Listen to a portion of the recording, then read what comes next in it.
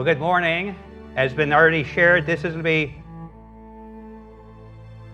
part 5 in a series of messages on the untold story of following Jesus during World War I. Today, I'm going to divide the message into 2 different parts.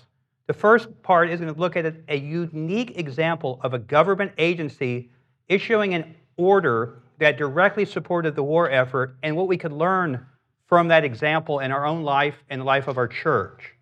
And the second is I'm going to look at the persecution from government agencies and persecution and violence and intimidation from local patriotic mobs. Let's begin by looking at this newspaper clipping. This is found in the Helena Independent, dated August 6, 1918.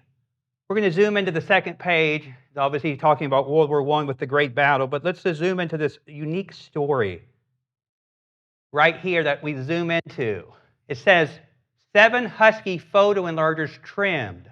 Court holds they are not in useful or legitimate occupation. They all pay a fine. In the first test against the order of the Montana Council of Defense, 7 Husky men soliciting trade for enlarged portraits were defeated. The district court at Red Lodge, fining the men $25 each for violation of Order Number 2, which provides that every adult person of necessary physical and mental capacity shall work in a legitimate occupation for at least 5 days a week during the period of the war. And just for your information, $25 in 1918 is worth a little over $500 in our money today. You might be wondering, what's this about? Why did they get fined for being photographers? If you read down further, it says they came into town with a big hurrah, and it says they were doing cymbals and beating tom-toms to canvass the town for pictures of departed relatives and photos of Pa and Ma when they were married years ago. They were encouraging people to come to their photography. Well, let's just look at a little bit of what a council of defense is, because that's something we don't think about today. This was very prominent in World War I, council of defense. The first council of defense was the National Council of Defense that was established by the federal government on August 29, 1916, to coordinate industries and resources for the national security and welfare. This is right before the United States entered World War I. Soon after this, the Council of National Defense issued instructions in April 1917. All 48 states, this is before Alaska and Hawaii became states, had organized state councils of defense. Most of them had legislative authority with significant power and appropriations. Today, we're going to look at 3 councils of defense: Montana, Nebraska, and Oklahoma. But like I said, all the states had them. What did the State Council of Defense do? They had a wide range of tasks, including publicity, conservation of food and fuel, and military preparedness, as well as promoting Liberty Bond, war-saving stamps, and Red Cross campaigns. And for a further note, the Council of Defense were at the national level, the state level, and the local level. You had either a county Council of Defense or a school district Council of Defense, so it went all the way up. So there was, accountability the whole way down. The Montana Council of Defense was originally created in early April 1917, but it lacked authority in its own appropriation. So they reorganized it and they reestablished it on February 20th, 1918, the same time they did the Montana Sedition Law that we looked about 2 messages prior. It was reestablished then. The Nebraska Council of Defense, upon the urging of the Council of National Defense, was formed on April 25th, 1917. And the Oklahoma Council of Defense, as it said, first met on May 16th, 1917, on a call of Governor R.L. Williams. It established 11 committees, including munition, manufacturing, supplies, labor, publicity, and finance. These councils of defense play a major role in World War I and a major role in persecution of people. But we're going to look at one first. Like I said, it's a very unique example. Let's look at some verses as we get our mind around to some of the things that happen here. The first verse, Matthew chapter 6, verse 24. No one can serve 2 masters, for either he will hate the one and love the other, or else he will be loyal to the one and despise the other. You cannot serve God and mammon. Similar verse, 2 Corinthians chapter 6, verse 14. Do not be unequally yoked together with unbelievers, for what fellowship has righteousness with lawlessness, and what communion has light and darkness? 2 Corinthians chapter 10, verses 3 through 4. For though we walk, we do not war after, for though we walk in the flesh, we do not war after the flesh. The weapons of our warfare are not carnal, but mighty through God to the pulling down of strongholds. In the last verse, for it is better if it is the will of God to suffer for doing good than for doing evil. 1 Peter chapter 3, verse 17. And I want to just take a quick note. I want to thank those who've helped me on this, my parents, Josiah, Dale, and my wife. So thank you all very much for your help on this message, different things you encouraged me to do. So we're going to look at this first thing, the Montana Council of Defense. This, like I said, is a different example, but I find it, very challenging. We're going to look at Montana Council of Defense Order Number 2, adopted by unanimous vote at Helena this 22nd day of April 1918, Montana Council of Defense. What does this Council of Defense say, this order say? Order number 2, whereas it is highly important that the civil and industrial resources of the state may be most effectually applied toward the maintenance of the defenses of the state and nation and toward the prosecution of the existing war, whereas it has been found impossible to fully protect the interests of the state and enforce upon those of the people who are unwilling to voluntarily do their part.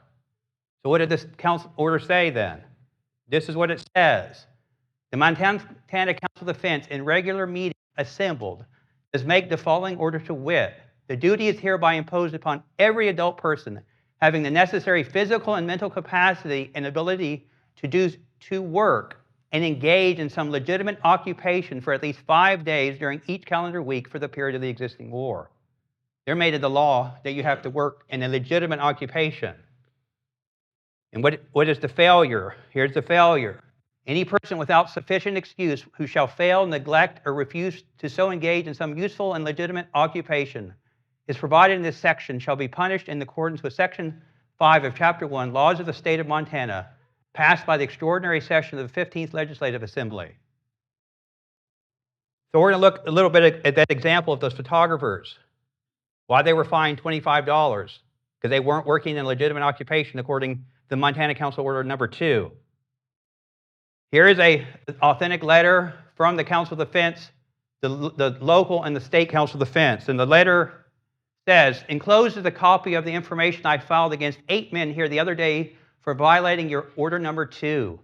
They prosecuted a habeas corpus proceeding after their arrest, but the district court denied the application for their discharge. I dismissed the case as to the defendant Livermore because of insufficient evidence, and the remaining 7 entered pleas of guilty and were each fined $25.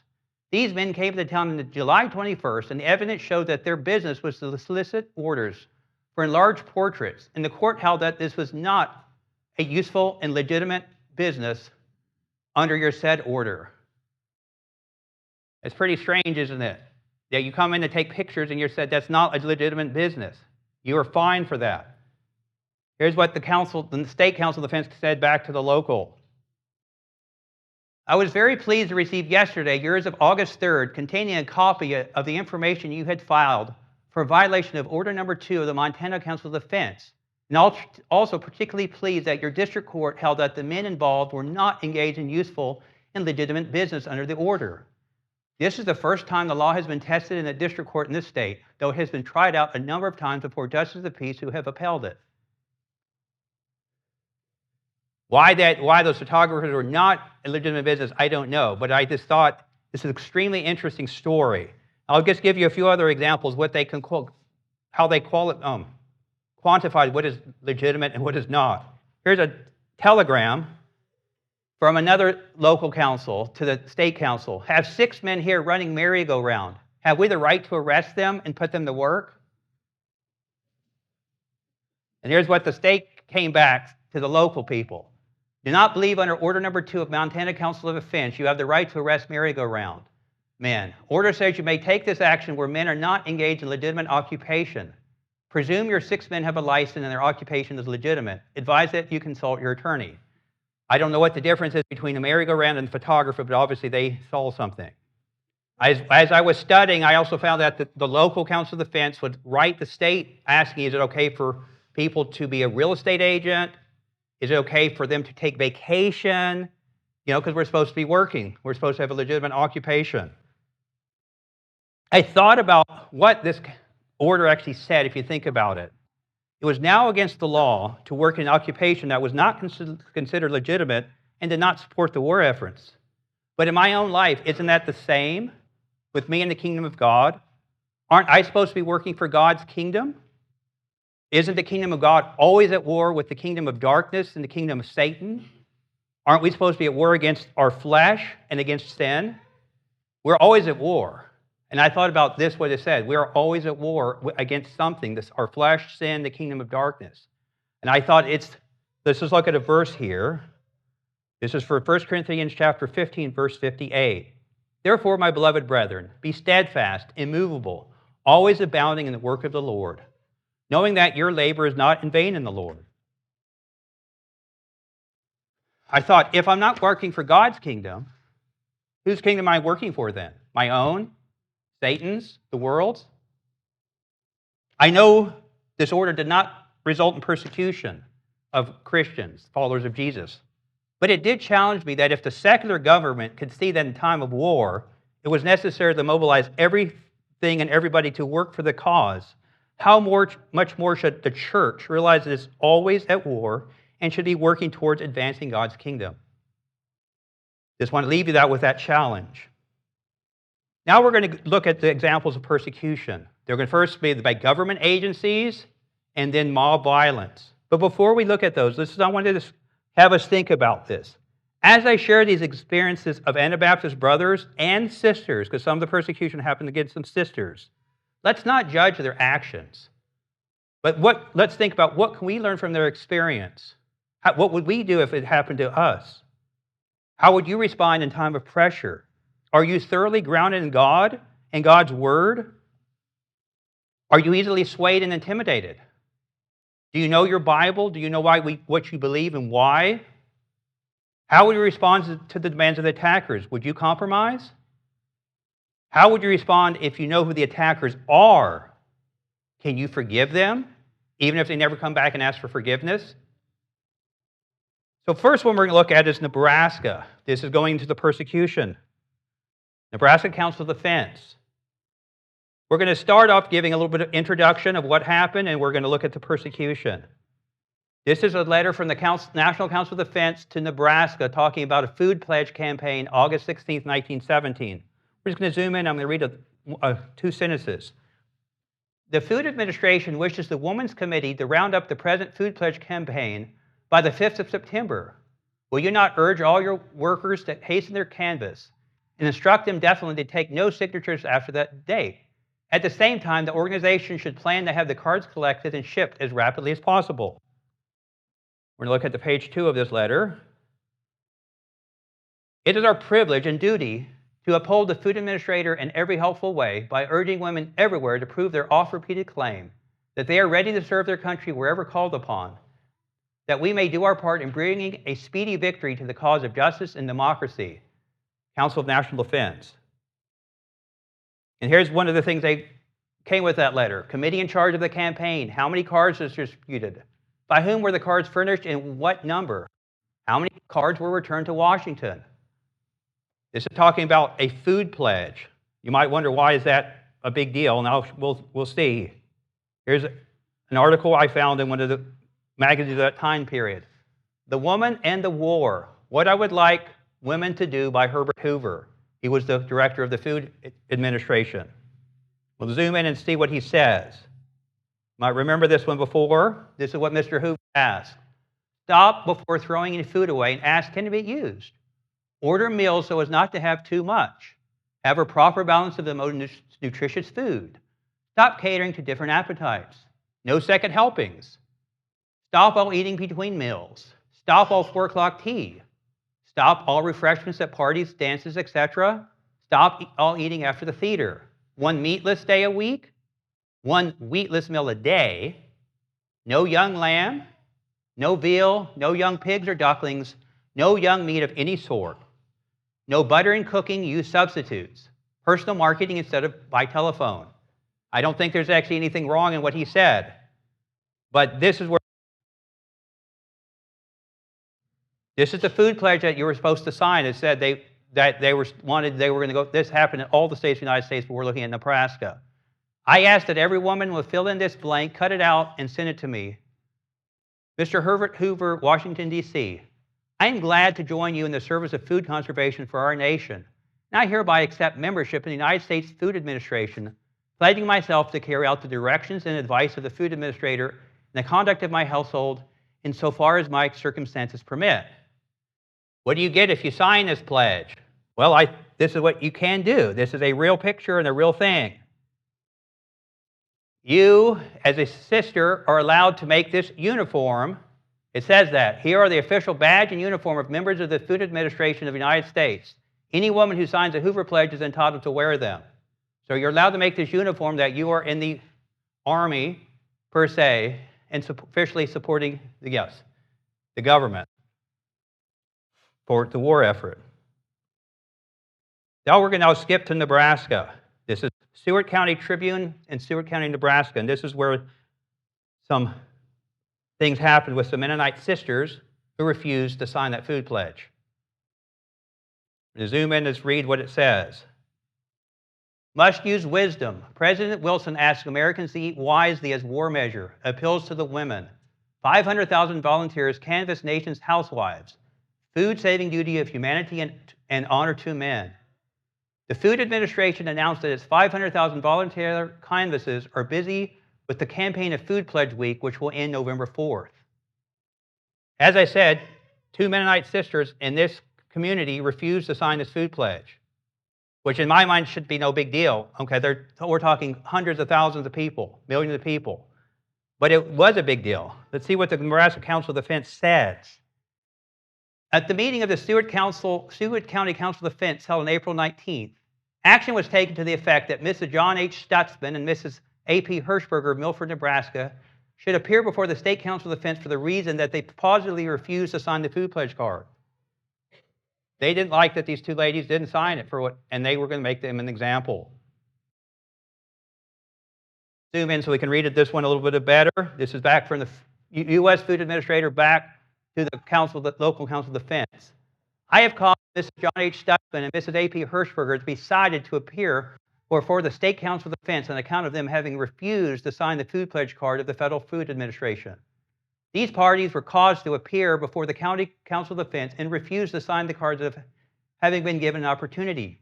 We have had more or less trouble with the Mennonites and Amish relative to the war activities of various kinds, and I feel that in order to maintain the moral support of the community, that the Food Administrator must insist on having these parties sign this food pledge card. They were making this a big deal that these 2 sisters were not signing this card. It gets worse.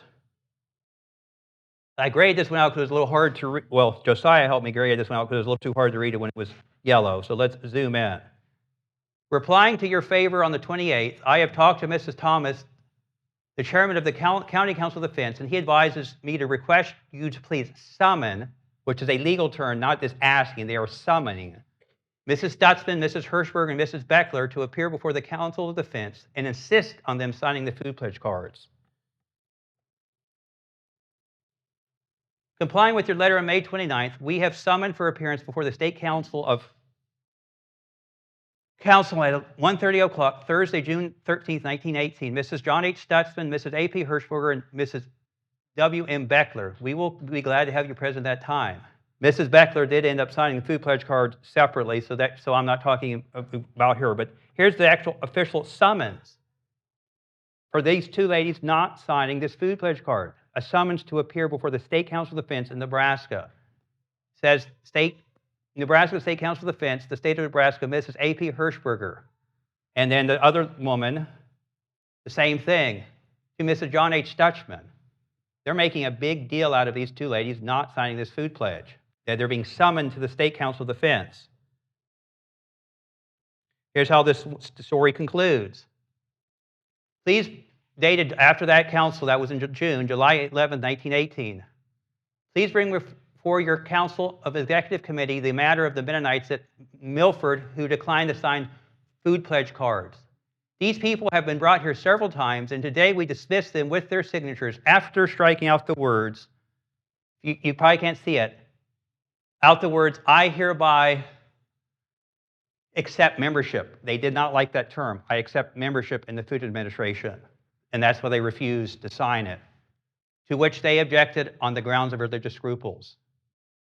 That's a pretty, in my mind, pretty intense story about not signing a food pledge card, that you were summoned before the State Council of Defense and told you will sign this. Now let's look at Oklahoma Council of Defense, what they did. Something very similar, but not about food. This is in the Chickasaw Daily Express, January 26, 1918. We'll zoom into what I want you to look at here. In the entire state take loyalty pledge, make Oklahoma 100% patriotic, meeting February 1st. We're going to look at that loyalty pledge in the next slide. Here's what it says. I hereby pledge renewed allegiance to my flag and to the republic for which it stands. I pledge myself as a true loyal American to be active in support of my government and all its plans and efforts. I recognize the danger that rises from the slacker who opposes the country. I realize that every breeder of sedition is as great a menace to our homes and our freedom as are our armed enemies across the seas. I therefore pledge myself to report to the chairman of my school district council of defense or to my county council of defense chairman any disloyal act or utterance that I may at any time know of. I will help stamp out the enemies at home whose grave every act or word means more American graves in France, with their signature. And if you see right here, it has a place, this is to be filled out, but read this. If person solicited refused or did not wish to sign the loyalty pledge, give below reasons and statements made. Is that something as a follower of Jesus we could sign? I don't think we could. I know I could not sign this. But this was in the state of Oklahoma. And if you remember that newspaper article, it says we want 100% of Oklahomans to sign this pledge. Well, let's look at a few things that happened to people who didn't sign this pledge. The first one, the Weatherford Booster, May 9th, 1918. This is look at this little statement. A great deal of excitement was stirred up at the hearing of one of our farmers who had been accused of unpatriotic attitudes in general and incriminating language when he was solicited to sign the loyalty pledge and buy a Liberty Bond. His demeanor and statements to the committee were so unsatisfactory that a great deal of indignation was aroused among the members of the committee and spectators. The accused was forced to sign the loyalty pledge and was taken in a parade with a U.S. flag flying to one of the local banks where he made arrangements for the purchase of a bond. Because they made him sign this. There's an example of someone who refused to sign it. He got whipped and beat pretty bad, very badly.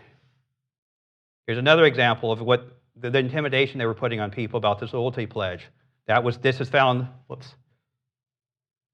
in the Oklahoma Hornet. Should be no slackers on loyalty cards here. Wacomas will be 100% in patriotism. It is hoped that there will be not a single solitary person in this town or township who will refuse to sign the loyalty pledge. And we don't believe there will be if they only take a few minutes to investigate the matter. We'd hate to think that we have a resident who is a slacker or a sympathizer with anything that was not true Americanism.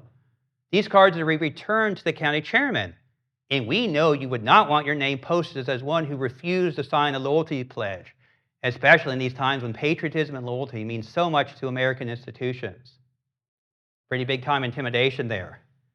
That if you don't sign it, you'll be put on a name will be broadcast. Now we're going to look at some stuff that happened to Anabaptist type people. Like as we've looked at some examples of the government agencies, now look at some stories, specifically some Anabaptist type people, followers of Jesus. This is a warning. This warning I found in the Columbus, Ohio Dispatch, dated June 6, 1918. This is not in a little dinky newspaper like Chambersburg or Shippensburg. This is in the capital of Ohio. And look what it says up there. Amish told to aid government or leaves homes. That's a pretty big statement coming in, like I said, a very big newspaper. Let's just zoom in and read a little bit of what this says. Plain City, Ohio residents weary of trifling with conscience and nectars. Ultimatums sent out. Members of Creed instructed to give the Red Cross and the range to buy bonds. Amish residents of Plain City and environs, who it is said have refused to contribute in any way to the support of the war, must either show their loyalty or suffer from the wrath of patriotic Americans in this section. Emphatic warnings plainly setting forth what each Amish resident must do have been given to the heads of the recalcitrant families. If you get hurt, don't blame us, the warning states. It's not a very nice statement. I'm going to skip down to to the next little section there where it says the warning right at the very bottom. Hiding behind your church. You have shown disloyalty in many ways. In addition to the above, you have taught and told your boys not to take up arms or in any way take part in the war. We could point out many things that you contribute to that are very distasteful and far from being American. But in short, we are going to force you to contribute and fight for the stars and stripes and conduct yourselves as Americans or go out of our midst. Then we'll skip down. The Amish are further told that if they do not obey these commands, they will be offered the value of their lands and told to vacate. If you refuse that offer, we will make it so unpleasant for you that you will want to give us your holdings. It's a pretty nice little warning there. If you refuse to participate, it's your fault, and you're going to make it very unpleasant for you, so you'll sell your property and you're going to move out. This was in Ohio. Here's another thing they did. Here's another little article. If you see what it says in the Slacker, this is from the Brownsville, Texas Daily Herald. The slacker can't escape, nor can the rattlesnake. The slacker who seeks to escape making his war savings pledge to the government will come to grief as do the rattlesnakes. Isn't that a nice little warning? If you refuse to support the war, you're going to come to grief. Now we're looking at something else they did on a quote, the same idea, but just flipping it. They had an honor roll. And I'll show you what it is. This is an example I found from the Port Chester, New York Daily Item, June 30th, 1918. Zoom into that little thing in the red. To publish roll of honor. Daily Item, which is the name of this newspaper, to print the name of every person who buys one or more Fourth Liberty bonds in Port Chester. They put your name to give you positive praise that you were supporting the war. And here's what one of those honor rolls look like. This was like 2 days later when they published one of their honor rolls. I'll just read one sentence right here. It says, yesterday the following persons bought Fourth Liberty bonds and thereby secured a place in the Port Chester Fourth Liberty Loan Honor Roll. It looks like they put your name and your address. So if you look at it, it says Josh Kashma, 14 Meade Avenue, East Port Chester. Like I said, they did that, but they also, as I said, they did the other side, the disloyal honor roll, those who didn't participate. So we're going to go now to look at some persecution. You see some of these warnings, some of these things that happen. One of the big types of persecution they did was to our meeting houses, to Amish and Amish Mennonite and others meeting houses. Here's a picture of a local meeting house. You might be familiar with that picture. It's a picture taken from Anderson Valley, but I'm just thinking a lot of the Amish and Amish Mennonite had their houses in the country. Not all of them. Some of them were closer to settlements at this time in 1917, 1918. But a lot of them were in the country. Nice, quiet setting. But let's look at the list of the church buildings that were vandalized. Now, this is not a comprehensive list. I found several as I was studying. This is a list I have just created. These are churches that were vandalized in one way or another, that were some type of Mennonite, Amish Mennonite. Birch Tree, Missouri. Fisher, Hopedale, Flanagan, and Metamora, Illinois. Harrisburg, Oregon, which both had a flag put on it without permission and vandalism. Parnell, Iowa. Wakarusa and Goshen, Indiana. West Liberty, Sugar Creek, and Orville, Ohio. There was even some in Pennsylvania. Morgantown, Pennsylvania, a flag forcibly put on it without permission. Salem, Lima, Ash Grove, Ohio, the same thing, the flag. And Canton, Kansas, flag and vandalism. The first example we're going to look at of vandalism is this. Yellow. We think of that a cute little house. But in World War I, to show that you were a disloyal traitor, they would do something with yellow paint either on you personally or your property. So let's just look at this first example. This is the one in Metamora, Illinois. Daily Pantograph, July 12, 1918. We're going to zoom and just read a little bit what happened to this church building. Church painted yellow. Mennonite structure near Flanagan given attention. We'll just read a little bit of the article. What is commonly known as the Stuckey Mennonite Church, 2.5 miles south of Flanagan, was decorated with yellow paint both inside and outside last night. The outside of the church was decorated with copious daubs of yellow paint, while a band of yellow was painted around the building. A large skull and crossbones were painted on the building, while the words "No Slacker" and "No More German Preaching" were painted in huge letters on the side of the building. The windows were also painted yellow. On the floor of the anteroom of the church was painted in large letters, "Wear U.S. uniforms." The pulpit was smeared with yellow. In fact, it was all yellow, while the pews occupied by some of the more prominent members of the congregation were painted yellow. It's a pretty mean thing to do. Like, that's, and my list is not comprehensive. Here's another example. This happened in Harrisburg, Oregon. We lock our church doors, but this is a story that happened to a church building in Harrisburg, Oregon. This church still exists to this day. The church was built in 1914. In the summer of 1916, on a Tuesday morning, Frank Krupp, who lived nearby, one of the church leaders, noticed a large wide yellow strip painted around the whole church building. So he came up to investigate. When he went to the door to investigate, he noticed that someone had drilled 2 large holes like this picture and put a big chain and padlock across it.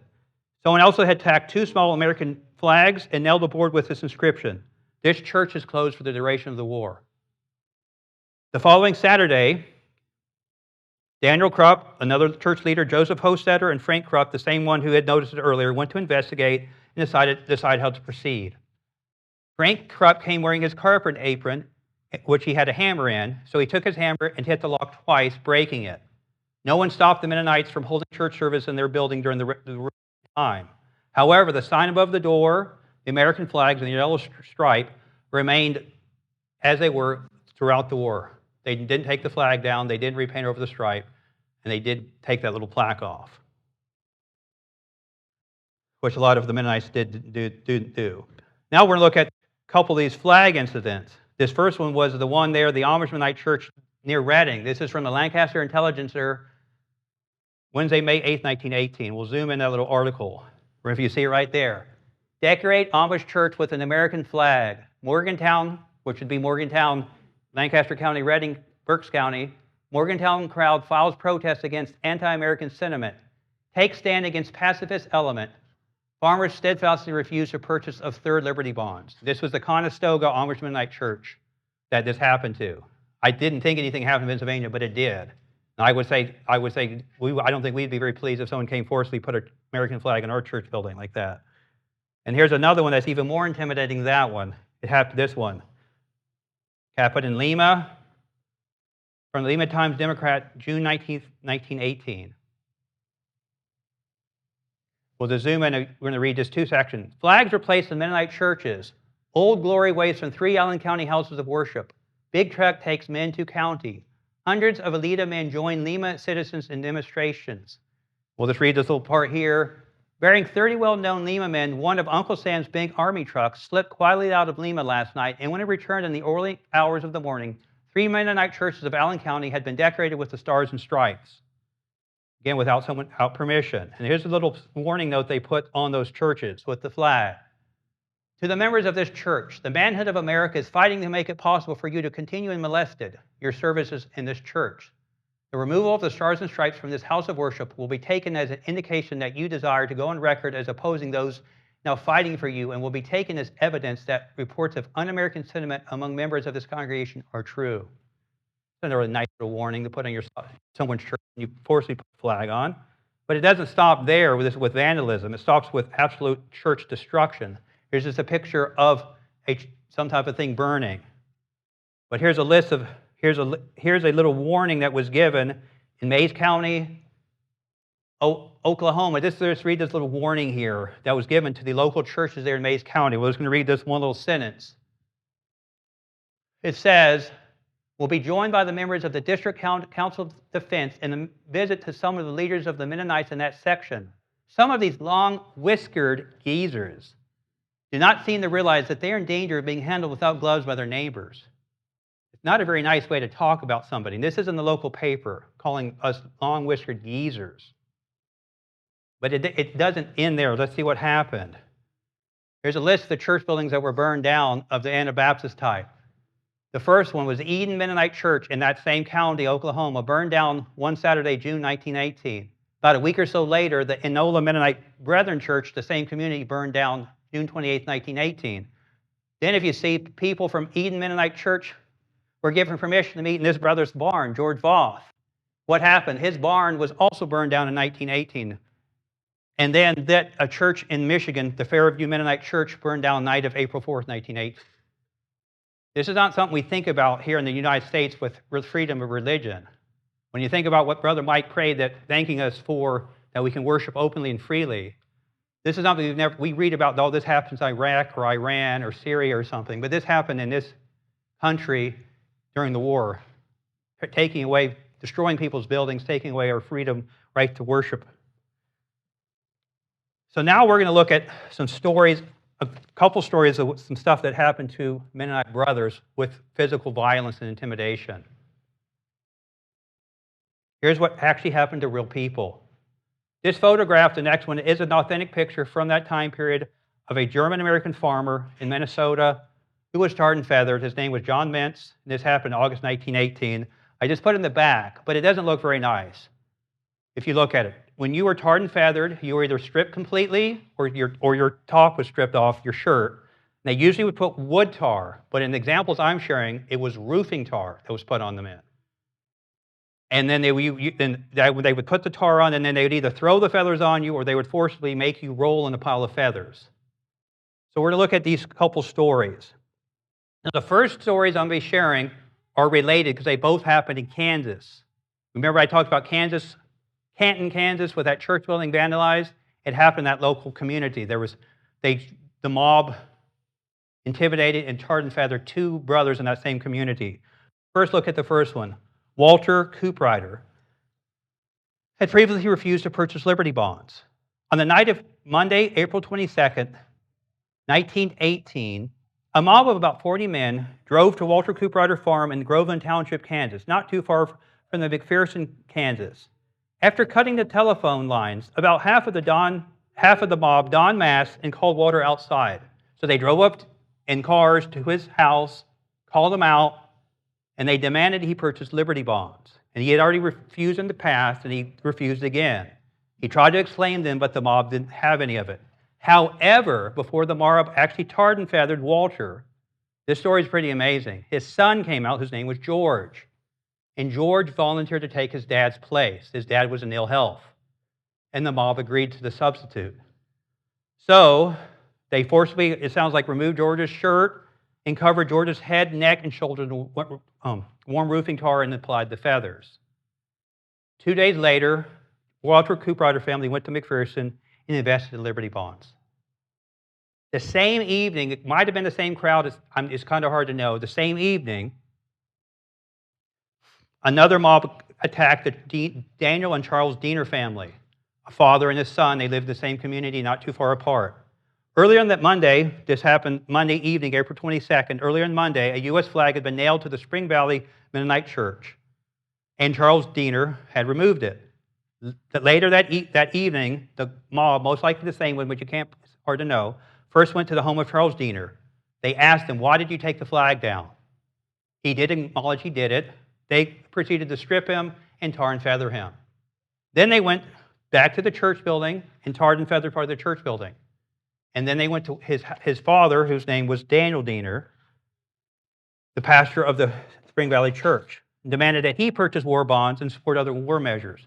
Pastor Daniel refused, and then the mob proceeded to tar and feather him. But it doesn't stop there. Let me just show you the newspaper, that account of this first tar and feathering. Not very nice. Just read a couple sentences. Use tar and feathers. Drastic measures taken with men accused of disloyal utterance. D.A. Diener, which would be Daniel Diener of Spring Grove, and George Cooprider, the person who had taken his father's place, were treated. In some time past, there has been a current of much dissatisfaction in this county among the loyal citizens concerning the disloyal utterances and actions of few of their neighbors. Last night, the current gained force, and a party said to have numbered about 40 citizens from all sections of the county gathered and used strenuous methods. There's not very much, if you read that and you look at the very bottom, there's no condemnation of what the mob did to those poor men. Just read this little bottom statement. This is even worse. It is understood that the vigilantes were orderly and gave the men opportunity to change their beliefs before they were tarred. A mob is orderly? I don't think so. But it doesn't stop there. As I said, Walter Cooprider and his family purchased Liberty bonds. However, Charles Diener and his dad, Daniel, held out. It should have been done, but it didn't. On the evening of June 10th, another mob came to Daniel Diener's home, the pastor, the father, and they threatened him. He refused. So, wrong date, sorry, June 3rd, they threatened him, and he gave a small donation to the Red Cross. But if you remember, the Red Cross was under military domination, so most Mennonites did not like supporting it. The next day, Daniel Diener went to his bank and stopped payment on this check. After meeting with the county Liberty Bond official and banker, he then wrote a new check for $75 to the Friends Reconstruction Service. Unfortunately, that got out to the mob. So they came to Daniel Diener and Charles Diener's house again the night of June 10th. And they got Daniel Diener out and threatened him, and he refused. But it's worse this time. The mob actually went inside his house and painted it yellow inside and outside, painted his car inside and outside with yellow paint. They beat him up pretty bad, stripped him, and tarred and feathered him, and left him a warning. They said, if we come again, you will be hung. Take that as a very serious thing. They went to Charles Diener's house the same evening and did the same thing to him, painting his house inside in yellow and his car, and tarred and feathered him. And that goes in the paper as something positive, this McPherson Daily paper. I just read that top thing. Yellow paint used. Tar and feathers also used. Night riders. Dieners again receive harsh treatment. And that's all it says. There's no condemnation. You can go out and tar and feather somebody, and you're doing right. What happened to religious freedom? We're going to end our message today with a very redeeming story about John Franz of Montana. Starts off with a near hanging. So let's start the story. And I want to thank, because of looking at Montana Council Order number 2, I found some more historic information about the story. So I want to thank everybody on that. On Saturday, April 6, 1918, Pastor John Franz and his wife, Regina, had gone to the Independent Schoolhouse for a school board meeting. About 12 men came to the schoolhouse and kidnapped John, including the sheriff and chief of police of the local town, Glendive. John's wife, Regina, ran out into the parking lot where she was knocked down, losing consciousness. The mob then drove John to the Badlands where they intended to hang him. As the mob prepared to hang him, John made this remark with the rope around his neck. You don't want a record of his hanging to go down in the history of the county, do you? The sheriff intervened, and John was taken back to the county jail in Glendive, Montana. Regina and the children were then driven to Glendive, and the sheriff allowed the whole family to stay with John in jail for at least one night. The trial was the following Monday. This happened Saturday, and the trial was on the following Monday, April 8th, 1918. And they more or less asked the normal questions. Are you a U.S. citizen? Why do you speak German? Why do the Mennonites go to war? Why don't you purchase Liberty bonds? And John gave the answers that Liberty bonds make it possible for war, that the Mennonite church his local community does help those suffering from the war by giving to charity and things like that. At the hearing, it was determined that all the German church services in this church were forbidden. They had approximately 80 German hymn books that were confiscated by the government. He had a $3,000 bond, and he was required to report to the district court on a regular basis for questions and things. After the first meeting with the district court, John had the $3,000 bond canceled and received a letter saying he did not need to report anymore. And you would say, oh, that sounds just like the other one. At least he didn't get as bad as the Coop Riders and the Dieners. But the story doesn't end there. It says this is a story of redemption, Christian love, non-forgiveness, not seeking vengeance. It was determined that 5 families in the local community had made false rumors about John and the Mennonite community and had reported it to the authorities. And that's what stirred up that mob that came and kidnapped him. Local prominent authorities came to John several times and said, let's sue the county for damages on a 50-50 basis.